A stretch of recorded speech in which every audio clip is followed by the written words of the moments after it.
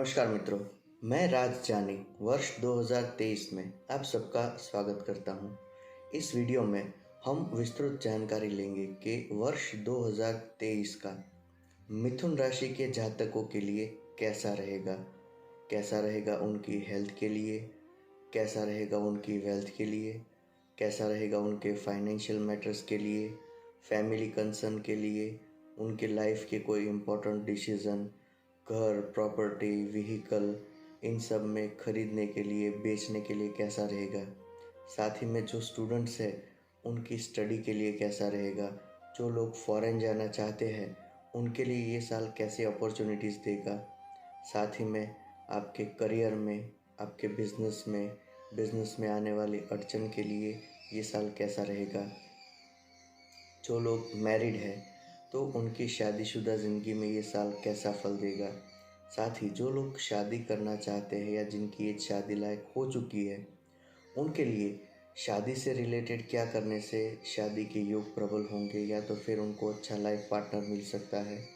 साथ ही में आपकी हेल्थ के लिए या तो फिर लॉन्ग टाइम से आपको कोई हेल्थ में प्रॉब्लम्स है तो उसे कैसे आप ठीक कर सकते हो या तो फिर आगे बढ़ने से रोक सकते हो। साथ ही में कैसा रहेगा आपका भाग्य, आप जो मेहनत करते हो उसका फल आपको कैसे मिलेगा। और अगर आपकी लाइफ में, फैमिली में कहीं लीगल डिस्प्यूट्स चल रहे हैं या लीगल मैटर चल रही है तो इन सब में वर्ष 2023 का आपके लिए कैसा रहेगा। इस साल 3 प्लैनेट की ट्रांजिट जो है वो आपको सबसे ज़्यादा मेन इफ़ेक्ट करेगी। वैसे तो 9 प्लैनेट आपको इफ़ेक्ट कर रहे हैं, बट जो लॉन्ग टर्म तक इफ़ेक्ट देने वाले 3 ट्रांजिट है उसमें से एक शनिदेव की रहेगी जो होगी 17 जनवरी को। फिर दूसरे नंबर पे गुरुदेव की जो होगी 22 अप्रैल को। और तीसरे नंबर पे राहु और केतु की। तो इस वीडियो में हम राहु रिलेटेड ही डिस्कस करेंगे, तो वो होगी 31 अक्टूबर को। और साथ ही में दूसरे प्लैनेट आपको किस तरह से इफ़ेक्ट और रिजल्ट देंगे वो सब हम जानकारी इस वीडियो में लेंगे। सबसे पहले हम जब शुरुआत करें तो वर्ष 2023 साल का टोटल होता है 7 नंबर। तो आपकी राशि के लिए कैसा रहेगा 7 नंबर। जिन लोगों की बर्थ डेट या तो बर्थ डेट, मंथ और ईयर इसका टोटल 7 नंबर पे आता है उन लोगों के लिए ये साल सविशेष फलदायी रहेगा। जैसे कि जन्म तिथि किसी की 7 है, 16 है, 25 है कि जिसका टोटल 7 नंबर के ऊपर आता है। तो ये साल केतु रिलेटेड रूलिंग साल रहेगा जिसमें आप स्पिरिचुअलिटी, आध्यात्मिक क्षेत्र, आध्यात्मिक धार्मिक यात्राएं या तो फिर ऐसा भी हो सकता है कि आप किसी और की यात्रा में किसी को धनराशि से सहयोग करें, किसी न किसी प्रकार की हेल्प या सेवा करें। तो इन सब में आपको ये बहुत अच्छा बेनिफिट देगा। जो लोग क्रिएटिव क्षेत्र से जुड़े हैं उनके लिए भी ये साल सविशेष ग्रोथ और प्रोग्रेस के लिए बहुत अच्छा फलस्वरूप होगा। तो ये रहा ओवरऑल ऑब्जर्वेशन। अब हम देखते हैं कि ट्रांजिट वाइज हम देखें तो शनिदेव अब तक जो आपको ढैया की इफ़ेक्ट दे रहे थे, शनिदेव पिछले 2.5 साल से आपके अष्टम स्थान में बैठे थे और उनकी तीसरी दृष्टि आपके कर्म क्षेत्र पे, 7वीं दृष्टि आपके फाइनेंशियल क्षेत्र में और 10वीं दृष्टि आपके संतान क्षेत्र में। तो वो आपको पिछले 2.5 साल से जो इफ़ेक्ट हो रही थी उसमें चेंजेस आएगा और 17 जनवरी से इन सारे प्रॉब्लम्स में आपको रिलीफ मिलना चालू हो जाएगा।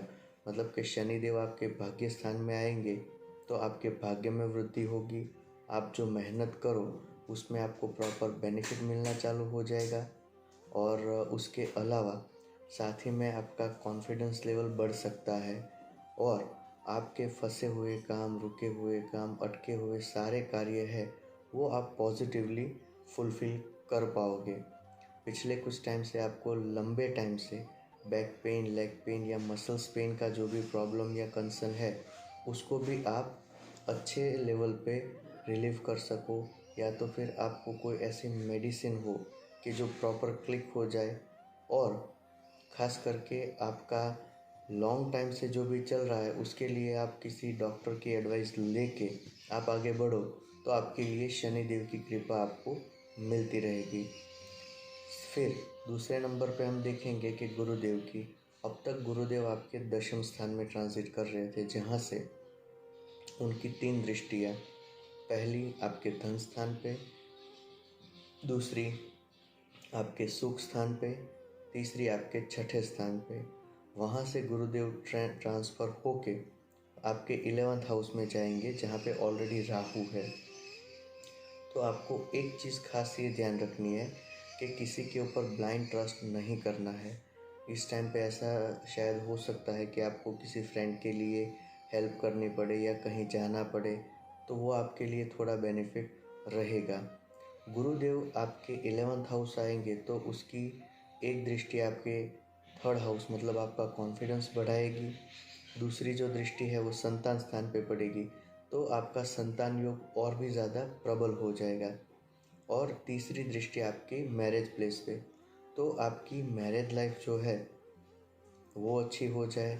मैरिज लाइफ के डिस्प्यूट्स जो है उसमें भी आपको रिलीफ गुरुदेव की दृष्टि से हो जाएगा। फिर हम बात करते हैं कि जिन लोगों की शादी की एज है, जो लोग शादी के लिए ट्राई कर रहे हैं, उनका शादी का जो योग है वो भी 22 अप्रैल के बाद बढ़ेगा। तो आपका कहीं पे भी ट्राई चल रहा है या बातें चल रही है, तो आप पॉजिटिवली शादी से रिलेटेड आपके प्रपोजल्स है, बायोडेटाज है, सोशल सर्कल में एक्टिवेट होना, वो सब आप कर सकते हो। जो लोग मिथुन राशि के जातक हैं और जिनको शादी में डिले हो रहा है, ऐसे लोग गुरुवार के दिन एक टाइम खाना खा के उपवास करें, या तो फिर अगर फाइनेंशियल प्रॉब्लम ना हो तो गुरु का पुखराज जो स्टोन है उसको आप आपके हाथ में धारण कर सकते हो। साथ ही में हफ्ते में एक दिन, खास करके थर्सडे के दिन, नहाने के पानी में हल्दी डाल के नहाओ।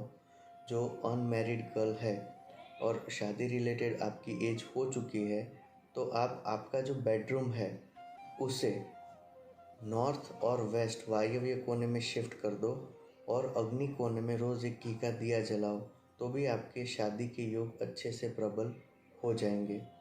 और गुरुदेव आपके लाभ स्थान में है तो आपको बेनिफिट देगा, लेकिन केतु के साथ वो दूषित हो रहे हैं। तो इस सिचुएशन में आपको आपके जो भी एल्डर है या जो भी पिता तुल्य वडील है, गुरुजन है, कोई ब्राह्मण है, तो उनकी जितनी आप रिस्पेक्ट करो या तो उनको कोई दान करो, तो उससे आपका गुरु ज़्यादा मजबूत होगा। साथ ही में आप विष्णु सहस्त्रनाम का पाठ करो, तो भी आपके जॉब, बिजनेस, रेपुटेशन, संतान सुख, मैरिज लाइफ, इन सब में पॉजिटिव बेनिफिट रहेगा। अभी जो केतु है वो अक्टूबर महीने तक आपके संतान स्थान में ट्रांजिट करेंगे, तो ऐसे जातकों को संतान रिलेटेड मैटर में गुरु की दृष्टि से फ़ायदा होगा, बट फिर भी रेगुलर मेडिकल चेकअप या डॉक्टर की एडवाइस लेना वो अनिवार्य रहेगा। फिर हम बात करते हैं राहु और केतु की ट्रांजिट की। तो 31 अक्टूबर तक केतु देव आपके पंचम स्थान में रहेंगे, संतान स्थान में, और राहु देव आपके 11वें स्थान में रहेंगे। 5वां स्थान ज्योतिष के अंदर, जब हम छोटे बच्चे हो तो उनके लिए या हमारे लिए स्टडी का होता है। After young age relationship attachment के लिए होता है, टीन एज अटैचमेंट के लिए। और आफ्टर मैरिज जो लोग इस एज रेंज में है उनके लिए संतान रिलेटेड होता है।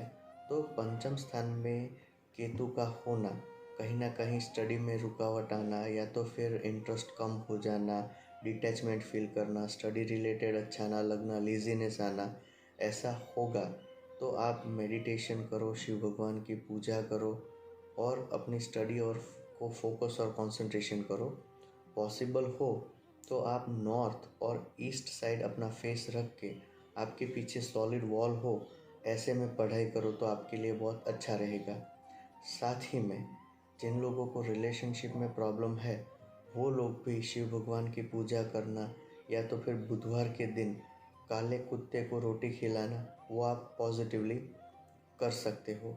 और इस टाइम पे फ्रेंड सर्कल के ऊपर या तो फिर आपकी संगत बिगड़े नहीं, या तो फिर कोई व्यसन की खराब आदत ना हो जाए, उसके लिए आपको थोड़ा अलर्ट रहना पड़ेगा।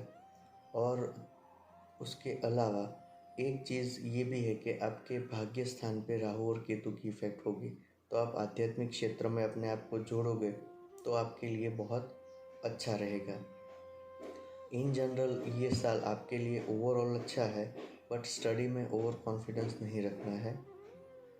जो लोग फॉरेन जाने रिलेटेड प्रिपरेशंस या प्लानिंग कर रहे हैं तो उनके लिए अप्रैल महीना और साल का जो अंतिम चरण है, खास करके सितंबर से दिसंबर का, तो ये टाइम पे फॉरेन योग बहुत अच्छा है। तो आप अभी से लेके अपनी जो भी प्लानिंग है उस तरह से कर दो कि जिससे आपको कोई इश्यू ना हो। जिन लोगों को प्रॉपर्टी परचेस करनी है इनके लिए ये साल बहुत अच्छा रहेगा। तो आप प्रॉपर्टी रिलेटेड जो भी आपके डिसीज़न है, प्रॉपर्टी चेक करना, फाइंड करना या इन्वेस्ट करना, तो इस साल अक्टूबर महीने से पहले आप कर दो तो आपके लिए बहुत ज़्यादा है। और मान लो कि जो लोग प्रॉपर्टी बेचने का सोच रहे हैं उनके लिए अक्टूबर के बाद योग ज़्यादा अच्छे हैं, तो आप इस अकॉर्डिंग प्लानिंग कर सकते हो। इस साल आपके लिए फॉरेन योग भी अच्छा है, प्रॉपर्टी का योग भी अच्छा है, तो आपको कोई टेंशन रखने की ज़रूरत नहीं है। और शनिदेव की ढैया आपकी ख़त्म होगी तो आपके बहुत सारे पेंडिंग काम सॉल्व होते आपको नज़र आ जाएंगे। तो वर्ष 2023 ओवरऑल आपके लिए ज़्यादा अच्छा रहेगा।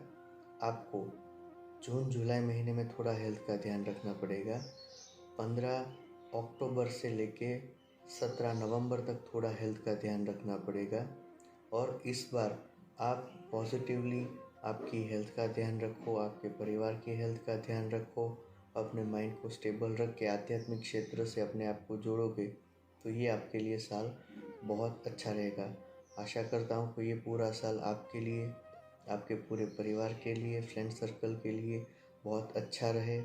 इस साल आपको सुख, शांति, समृद्धि, स्थिरता, ऐश्वर्य और प्रगति बहुत अच्छे से मिले, ऐसी ईश्वर से प्रार्थना। ज्योतिष से संबंधित कोई भी आपको प्रश्न है तो आप मुझे 8128854388 पे कॉल या मैसेज कर सकते हो। नमस्कार।